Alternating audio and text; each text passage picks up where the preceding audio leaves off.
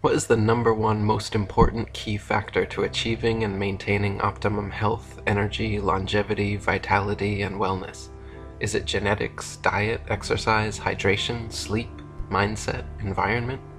Certainly all of these factors are very important, but in fact they are all secondary to something most doctors and lay people alike completely overlook. Think about this. What is the most important thing in your life? It's so important that you do it all day, every day, and all night, every night. You are even doing it unconsciously right now while listening to this. It's something so crucial to your health, longevity, and wellness that ceasing for even a few minutes results in certain death. The one and only undeniable answer is breathing. To breathe is to live, and without breath there can be no life. All life, plant and animal from birth to death, completely depends upon the air for health, well-being, and continued existence. From microscopic mitochondria to macroscopic lungs, every living cell breathes and depends on the air's life-giving properties for sustenance. Yogi Ramacharaka in The Science of Breath says, "Breathing may be considered the most important of all the functions of the body, for indeed all the other functions depend upon it. Man may exist some time without eating, a shorter time without drinking, but without breathing his existence may be measured by a few minutes. And not only is man dependent upon breath for life, but he is largely dependent upon correct habits of breathing for continued vitality and freedom from disease. An intelligent control of our breathing power will lengthen our days upon the earth by giving us increased vitality and powers of resistance, and, on the other hand, unintelligent and careless breathing will tend to shorten our days by decreasing our vitality and laying us open to disease." Pranayama is the ancient Vedic science of breathing practiced and perfected over several thousand years by Indian yogis. Shaolin martial monks and Taoists evolved and perform a similar discipline known as Qigong. For the past several years, I have been diligently learning, practicing, and teaching pranayama and Qigong, and I can say from daily personal experience that this kind of internal exercise is by far the most important, overlooked, and underappreciated, energizing, invigorating, strengthening, purifying, balancing, meditative, relaxing, revitalizing, immunity-boosting, and longevity-promoting activity possible. As the Taoist Shen Chiasu said, breathing and related exercises are 100 times more effective as medical therapy than any drug. This knowledge is indispensable to man, and every physician should study it thoroughly. Everyone instinctively knows that breathing is absolutely, unarguably, the most important thing in their life. But how many treat it as such? How much attention do you give to your breathing? Have you ever learned or practiced methods of proper and effective breathing? Most people walk around on half power their whole lives, chronically starved for oxygen, wide open to disease, shallow, staccato chest breathing their way to early graves. Yogi Ramacharaka said, "Man has contracted improper methods and attitudes of walking, standing, and sitting, which have robbed him of his birthright of natural and correct breathing. He has paid a high price for civilization. The savage today breathes naturally unless he has been contaminated by the habits of civilized man. The percentage of civilized men who breathe correctly is quite small, and the result is shown in contracted chests, stooping shoulders, and the terrible increase in diseases of the respiratory organs. Eminent authorities have stated that one generation of correct breathers would regenerate the race, and disease would be so rare as to be looked upon as a curiosity. Whether looked at from the standpoint of the Oriental or Occidental, the connection between correct breathing and health is readily seen and explained. The Occidental teachings show that the physical health depends very materially upon correct breathing. The Oriental teachers not only admit that their Occidental brothers are right, but say that in addition to the physical benefit derived from correct habits of breathing, man's mental power, happiness, self-control, clear-sightedness, morals, and even his spiritual growth may be increased. Regular deep breathing practice is absolutely the best holistic exercise and the ultimate preventative medicine. It detoxifies, oxygenates, cleans, and purifies the entire bloodstream through the lungs, moves the lymphatic system, relieves general body aches, pains, stress, anxiety, and depression, increases stamina, lung capacity, abdominal muscle, core strength, mindfulness, mental clarity and focus, internally exercises and massages your organs, improves posture, poise, and patience, promotes longevity and cellular regeneration, boosts energy levels, elevates moods, releases happiness endorphins, assists in weight control, improves digestion, assimilation, and elimination, strengthens the heart, lungs, abdominals, and immune system, aids in deeper sleep, and elicits the relaxation response in every cell of the body. Mantak Chia said, "The benefits of working with the breath are profound. The way you breathe directly influences the quality of your life. In fact, the way you breathe might be the most important factor in how you feel. Think about how people breathe when they are sad and crying. They inhale with short, shallow gasps and exhale with either long wails or choppy sobs. If someone is angry, in-breaths are usually constricted and out-breaths are long and forceful. During stress, the breath can actually become so shallow that it is almost non-existent. On the other hand, when someone is feeling good, the breath is calm, deep, and even. The amazing thing about breathing exercises is that the relationship also works in the reverse. By changing the way you breathe, you can also change the way you feel. If you breathe deeply, down into the abdomen, this sends a message to the body to transform negative emotions into positive ones. Deep breathing moves qi and clears stagnant energy. It is almost impossible to breathe deeply and feel negative emotions at the same time. Breathing is the mechanism through which lungs purify and detoxify the bloodstream, and blood is the substance which nourishes and sustains every cell in your body. Thus, proper and effective breathing is of paramount importance in maintaining the health and integrity of every cell in your body. Blood begins its journey in the heart, bright red, oxygen-rich, and full of life-giving properties, then later returns from its journey dull blue, oxygen-starved, and devoid of life energy. Blood is pumped from the left auricle into the left ventricle, then out of the heart through the arteries and into the capillaries, where it reaches and feeds every cell in the body. On its return journey, the blood is pulled from the capillaries, through the veins, and back into the right auricle of the heart. When filled, the auricle contracts, forcing blood through the right ventricle, down into the lungs, where it branches out and disperses into millions of hair-like blood vessels and air cells thick enough to hold the blood, but thin enough to allow oxygen to penetrate. Upon inhalation, oxygen comes into contact with the impure blood, and a chemical combustion takes place, oxidizing the bloodstream and releasing carbonic acid gas generated from the waste products and toxins gathered up during its arterial journey through the body. Upon exhalation, carbon dioxide and other toxins are dispelled from the system, and the newly repurified blood, bright red and oxygen-rich, is pumped back out to every cell in the body. Yogi Ramacharaka said, "Unless fresh air in sufficient quantities reaches the lungs, the foul stream of venous blood cannot be purified, and consequently, not only is the body thus robbed of nourishment, but the waste products which should have been destroyed are returned to the circulation and poison the system, and death ensues. Impure air acts in the same way, only in a lessened degree. It will also be seen that if one does not breathe in a sufficient quantity of air, the work of the blood cannot go on properly, and the result is that the body is insufficiently nourished and disease ensues, or a state of imperfect health is experienced. A little reflection will show the vital importance of correct breathing. If the blood is not fully purified by the regenerative process of the lungs, it returns to the arteries in an abnormal state, insufficiently purified and imperfectly cleansed of the impurities which it took up upon its return journey.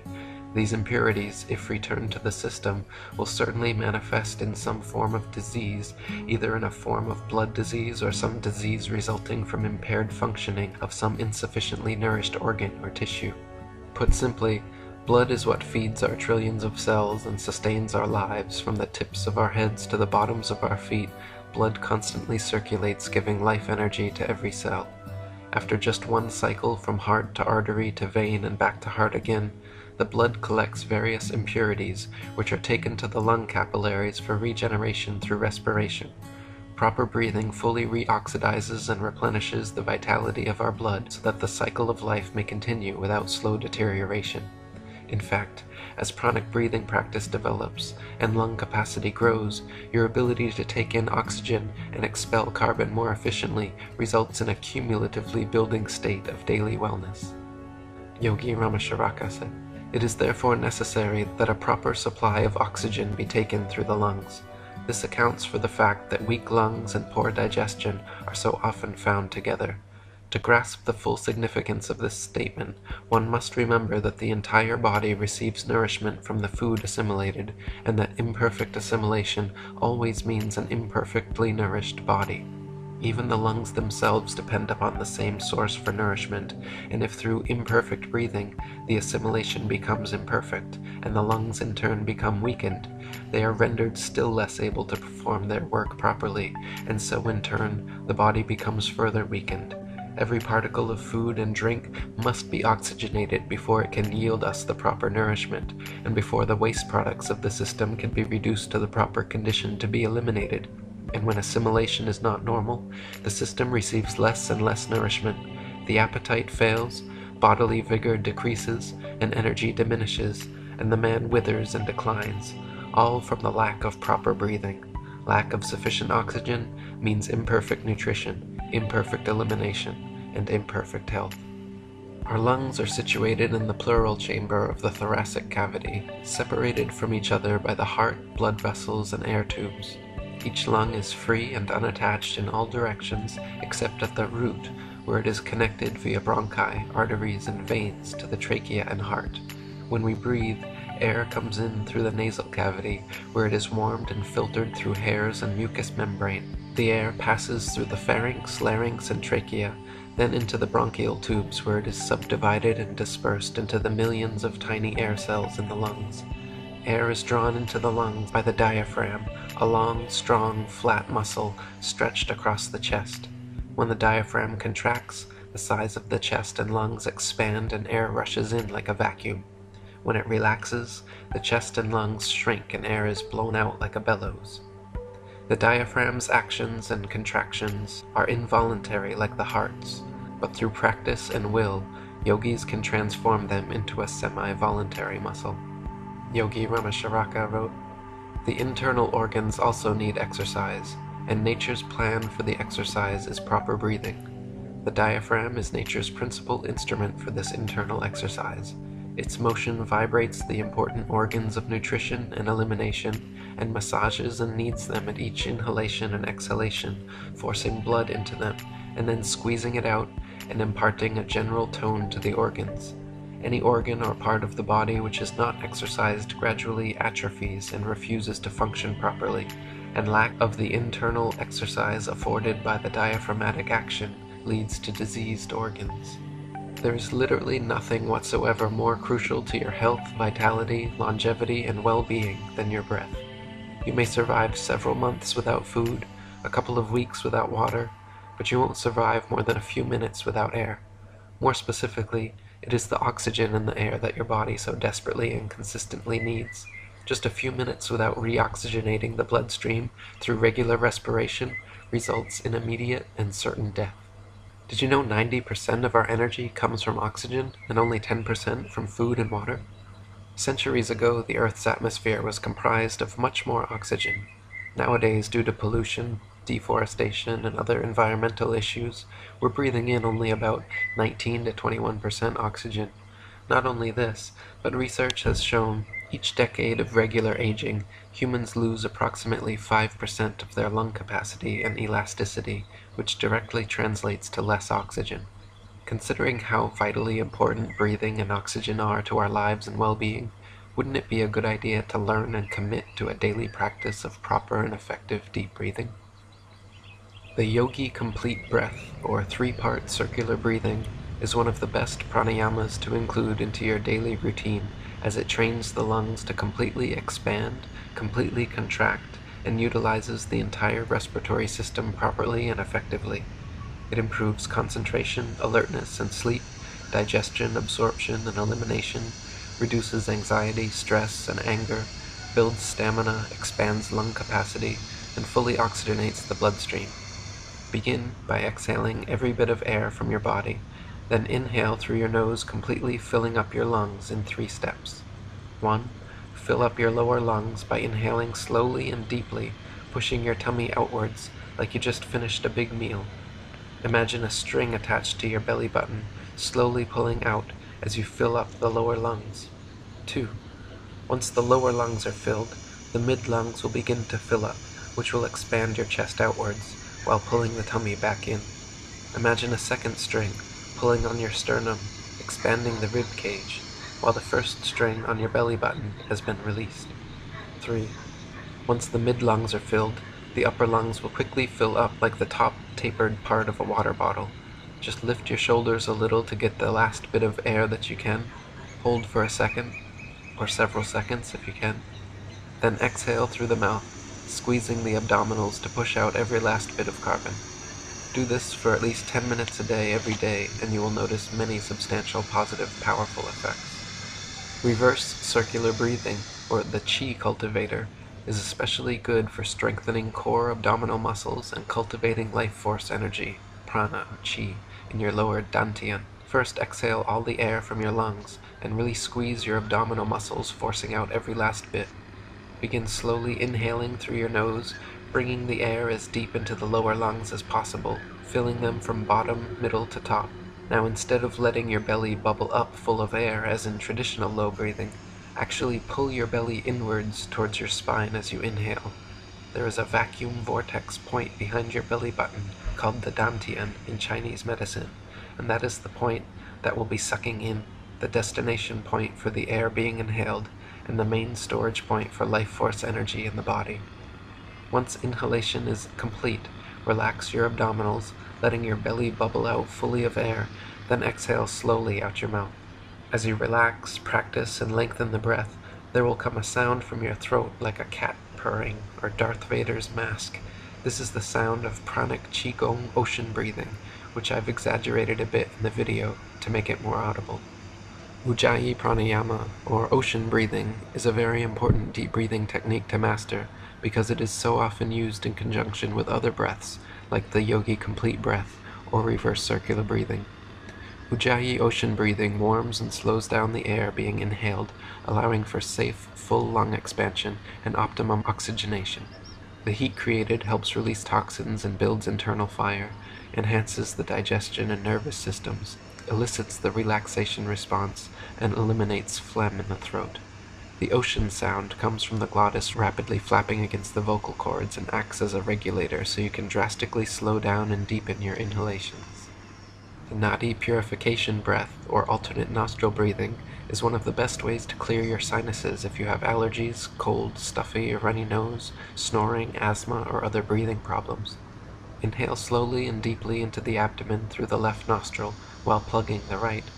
Then plug the left nostril and fairly forcefully exhale the entire breath out your right nostril.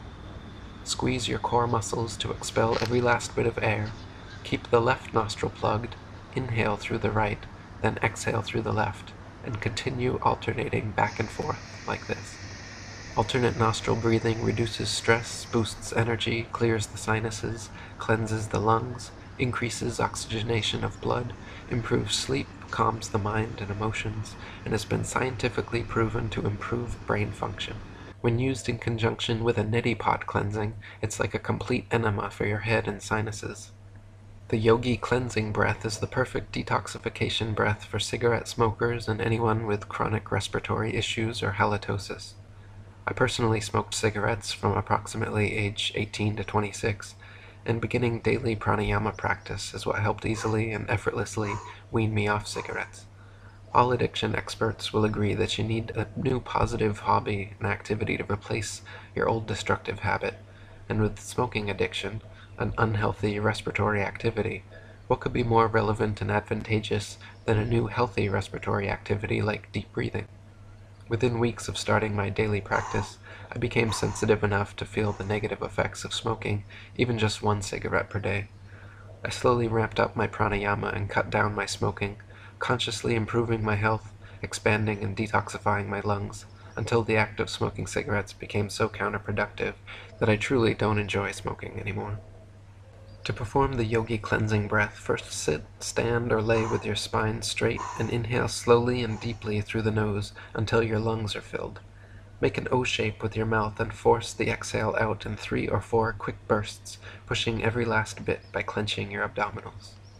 The pranayama breath of fire detoxifies and purifies the entire bloodstream, which in turn feeds every cell in our body. It improves digestion, helps regulate the pituitary, glandular, and nervous systems, increases vital energy and lung capacity, expels carbon dioxide and other stagnant toxins, and is an excellent abdominal workout for increasing core strength. To perform breath of fire, first sit, stand, or lay with spine straight and exhale all the air from your lungs. Then in forceful 1-second bursts, tightly squeeze your abdominal muscles and exhale out your nose. A slight vacuum effect will automatically and involuntarily inhale a tiny bit after each exhale, allowing you to continue breathing like this for several minutes with practice. Start by doing 1-second exhales for about a minute and work your way up to faster breaths and longer sessions. If you feel nauseous, dizzy, or lightheaded, stop momentarily and take several deep breaths. It is very important to note that mouth breathing is something to be completely avoided except in extreme circumstances where the nasal passages are blocked or you're gasping from lack of oxygen. Mouth breathing is directly responsible for the contraction of many contagious diseases like colds and other infections. Experiments have been performed on hundreds of soldiers and sailors showing that those who slept with their mouths open were much more likely to fall ill and contract contagious diseases than those who breathed properly through their nostrils. During one of the Navy experiments, a smallpox epidemic broke out, resulting in many deaths among the mouth breathers, yet not a single nose breather suffered. From Yogi Ramacharaka, the organs of respiration have their only protective apparatus, filter, or dust catcher in the nostrils. When the breath is taken through the mouth, there is nothing from mouth to lungs to strain the air or to catch the dust and other foreign matter in the air. Moreover, such incorrect breathing admits cold air to the organs, thereby injuring them. Inflammation of the respiratory organs often results from the inhalation of cold air through the mouth. The man who breathes through the mouth at night always awakens with a parched feeling in the mouth and a dryness in the throat. He is violating one of nature's laws, and is sowing the seeds of disease. On the other hand, the nostrils and nasal passages show evidence of the careful design of nature in this respect. The nostrils are 2 narrow channels containing numerous bristly hairs, which serve the purpose of a filter or sieve to strain the air of its impurities, etc., which are expelled when the breath is exhaled. Not only do the nostrils serve this important purpose, but they also perform an important function in warming the air inhaled. The long, narrow, winding nostrils are filled with warm mucous membrane, which coming in contact with the inhaled air warms it, so that it can do no damage to the delicate organs of the throat or to the lungs.